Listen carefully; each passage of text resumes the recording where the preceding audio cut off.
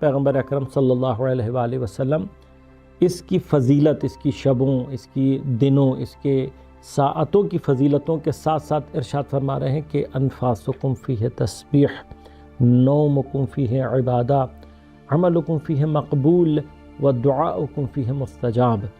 خود پیغمبر فرما رہے ہیں کہ اس مہینے کی فضیلت یہ ہے کہ اگر تم نے توجہ کے ساتھ درک کیا ہے، تم نے اپنے آپ کو اللہ کی دعوت میں شریک سمجھ لیا ہے، تم نے اپنے آپ کو اللہ کا مہمان بنا کر اہل کرامت اللہ میں سے قرار دے دیا، اب یہ جو بننا ہے مہمان، اس کے لیے ہماری اور آپ کی توجہ کی ضرورت ہے۔ بلا لیا گیا ہے ہمیں، لیکن ہم دعوت کی طرف متوجہ نہ ہوں تو ہم اپنے آپ کو خود بخود ایکسکلوڈ کر دیں گے اس دعوت سے۔ لہذا دعوت کا پارٹ بننا، یعنی یوں سمجھ لیجئے کہ اس دعوت کو اون کرنا ہے، سمجھنا ہے کہ ہمیں بلا لیا گیا ہے، اور جب میں ہوں اس دعوت میں تو اب مجھے اس دعوت سے، اس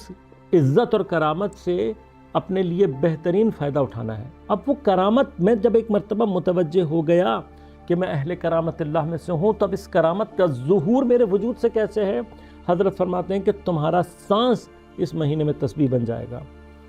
تمہاری نیند اس مہینے میں عبادت بن جائے گی، تمہارا عمل، ہر عمل مقبول ہوگا، تمہاری دعائیں مستجاب ہوں گی۔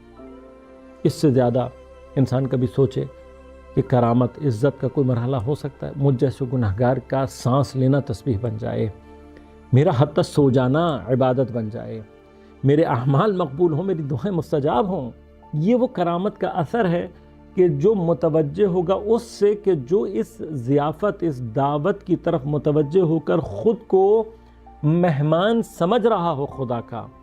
جو اس کرامت کا اہل اپنے آپ کو سمجھ رہا ہو، یہ سمجھنا وہ توجہ ہے کہ جو ہم سے ریکوائرڈ ہے۔ عزیزان گرامی قدر،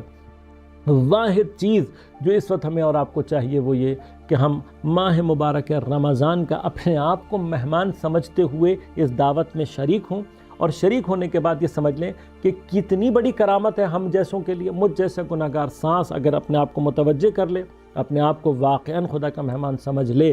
اب مہمان سمجھنے کی جو ریکوائرمنٹس ہم انشاءاللہ خود پیغمبر اکرم صلی اللہ علیہ وسلم نے بیان کی ہیں، کہ جو انشاءاللہ آگے چل کر آپ کی خدمت میں بیان کریں گے۔ والسلام علیکم ورحمۃ اللہ وبرکاتہ۔